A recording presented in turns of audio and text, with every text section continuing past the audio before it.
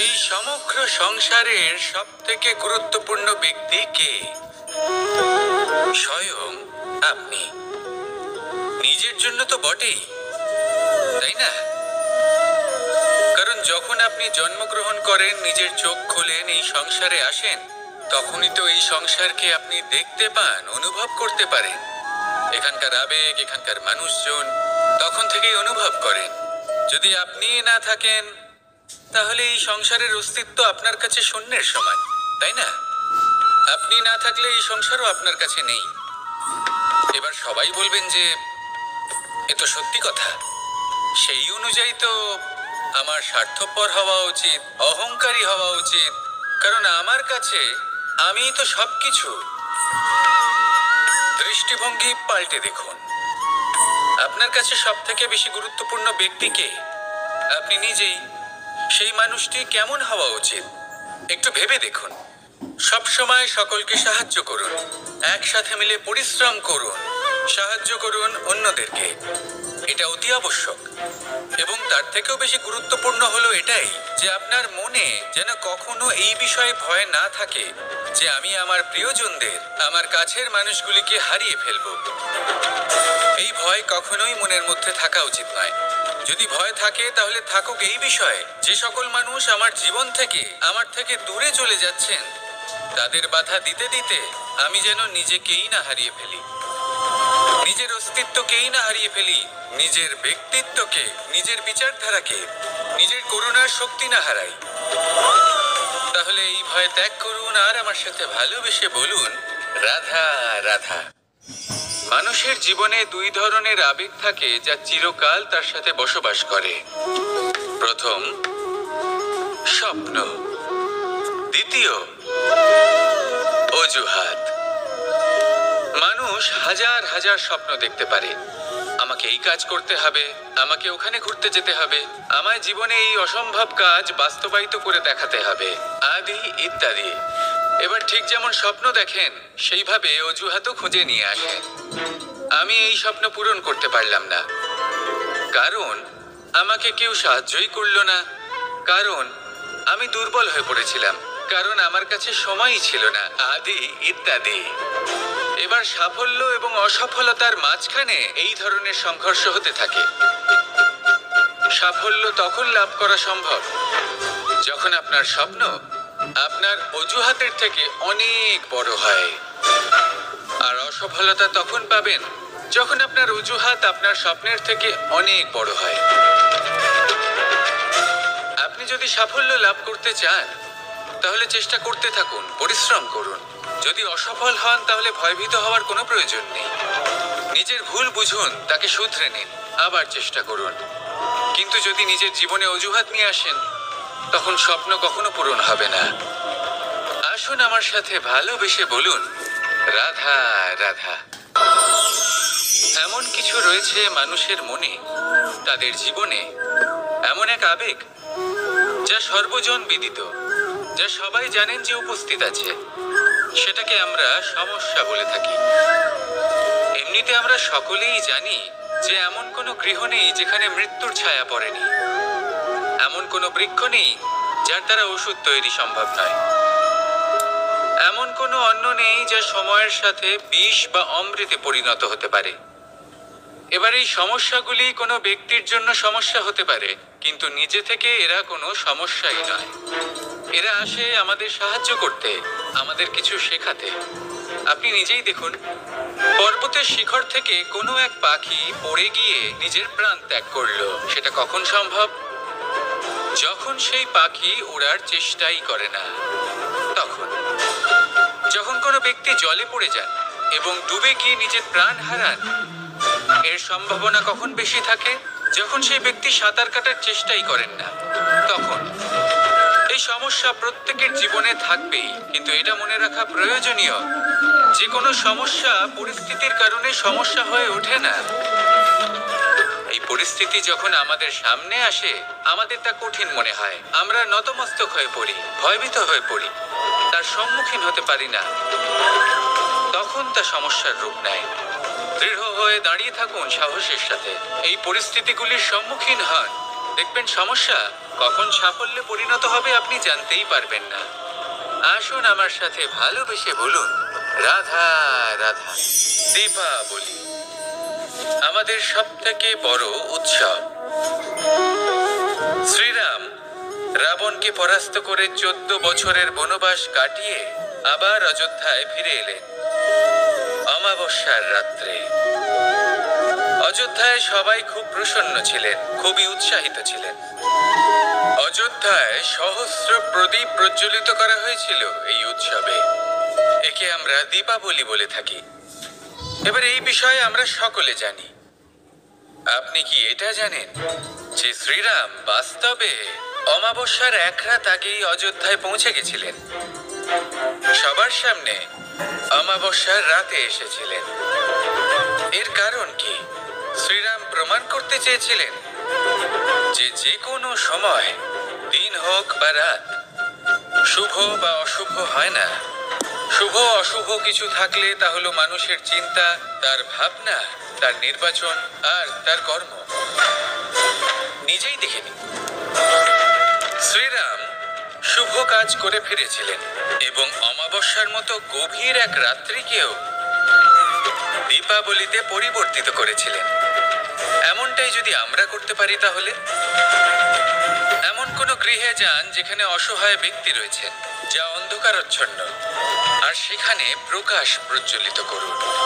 প্রকাশ সহায়তার, প্রেরণার, আশার। যদি এমন কিছু আমরা করতে পারি, তাহলে তাকে প্রকৃত অর্থে দীপাবলি বলা যেতে পারে। তাহলে নিজের পরিবারের সাথে দীপাবলি পালন করুন। আপনাদের শুভেচ্ছা জানাই। আসুন আর আমার সাথে ভালোবেসে বলুন, রাধা রাধা। মানুষের জীবনে দুই ধরনের আবেগ থাকে যা চিরকাল তার সাথে বসবাস করে। প্রথম, স্বপ্ন। দ্বিতীয়, অজুহাত। মানুষ হাজার হাজার স্বপ্ন দেখতে পারে। আমাকে এই কাজ করতে হবে, আমাকে ওখানে ঘুরতে যেতে হবে, আমায় জীবনে এই অসম্ভব কাজ বাস্তবায়িত করে দেখাতে হবে, আদি ইত্যাদি। এবার ঠিক যেমন স্বপ্ন দেখেন, সেইভাবে অজুহাতও খুঁজে নিয়ে আসেন। আমি এই স্বপ্ন পূরণ করতে পারলাম না, কারণ আমাকে কেউ সাহায্যই করলো না, কারণ আমি দুর্বল হয়ে পড়েছিলাম, কারণ আমার কাছে সময়ই ছিল না, আদি ইত্যাদি। এবার সাফল্য এবং অসফলতার মাঝখানে এই ধরনের সংঘর্ষ হতে থাকে।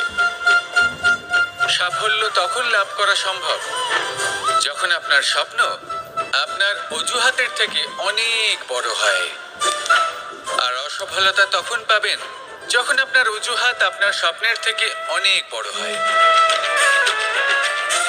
আপনি যদি সাফল্য লাভ করতে চান, তাহলে চেষ্টা করতে থাকুন, পরিশ্রম করুন।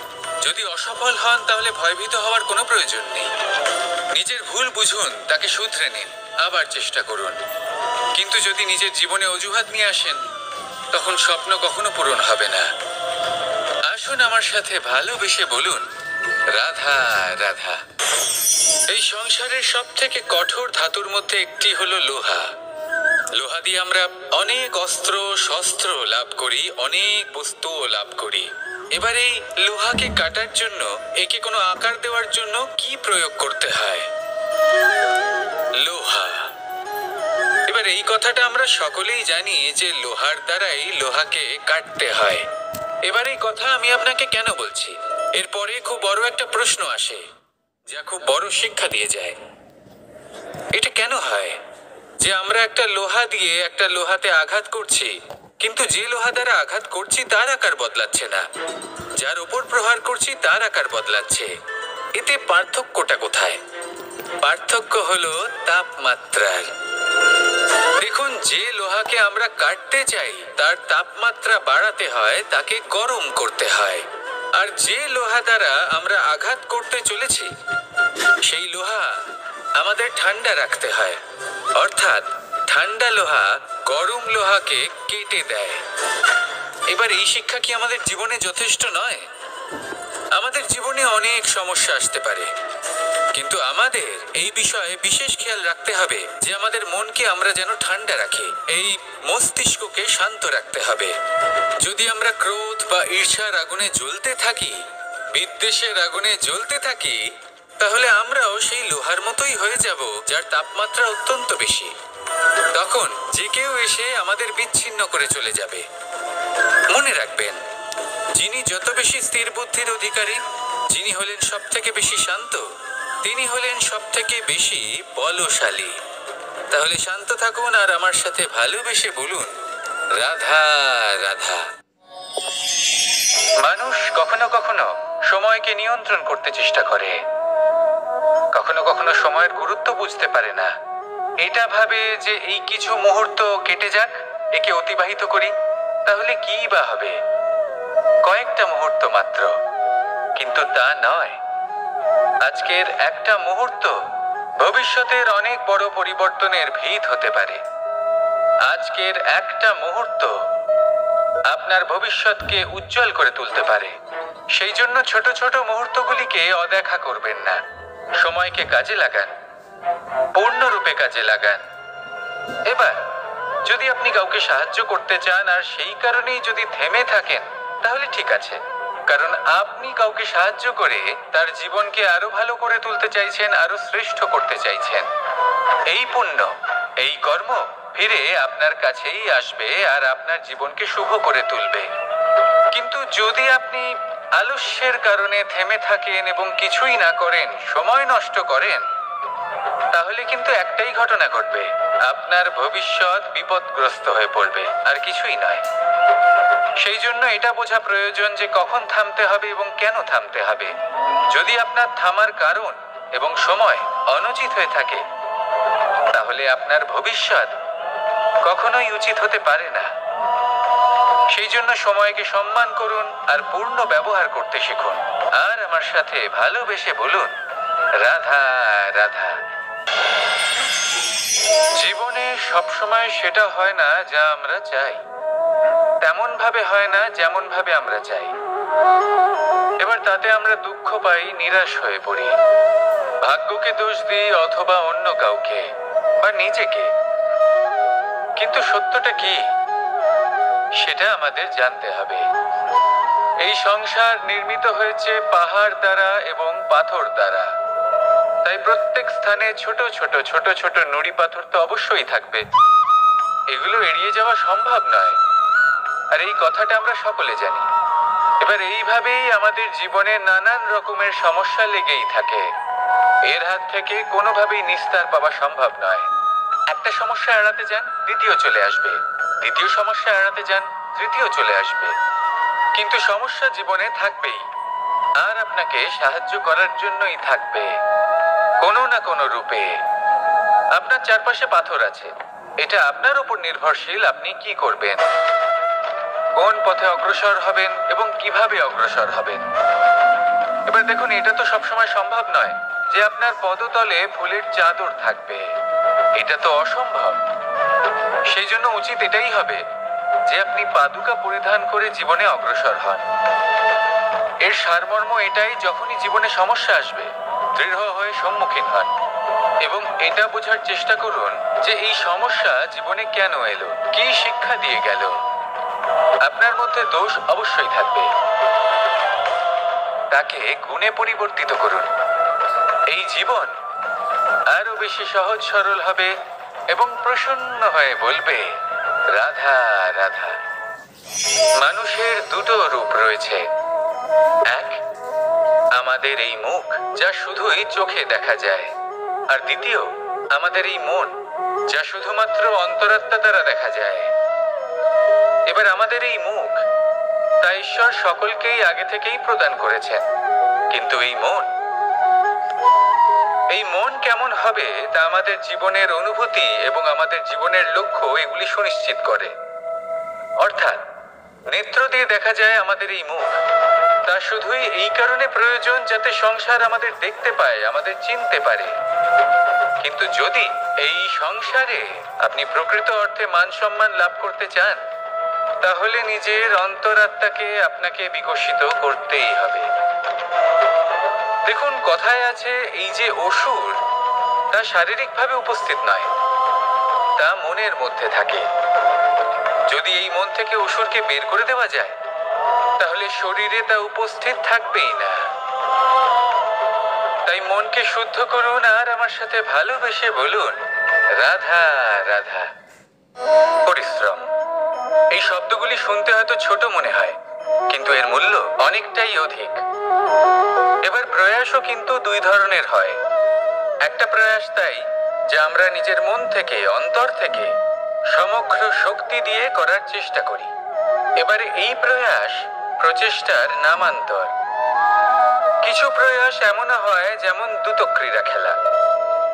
মানুষ বলেন, আজ একটু প্রয়াস করি, একটু দ্রুতক্রীড়া খেলেই দেখি, যদি বিজয়ী হই তবে ভালো ব্যাপার, যদি না হই তবে আর কখনো খেলবো না। এটাও কিন্তু প্রয়াস, কিন্তু এই প্রয়াস পরিশ্রম নয়। পাণ্ডবদের দেখুন, ওনারা যখন পরিশ্রম করেছিলেন তখন খাণ্ডবপ্রস্থকেও ইন্দ্রপ্রস্থ বানিয়েছিলেন। দ্রুতক্রীড়া খেললেন, সেই মুহূর্তেই ইন্দ্রপ্রস্থ হারিয়ে ফেললেন। পরিশ্রম করলেন, সগৌরবের রাজা হলেন। দ্রুতক্রীড়া খেললেন, তখন এক মুহূর্তে রাজা থেকে নিঃস্ব হয়ে গেলেন।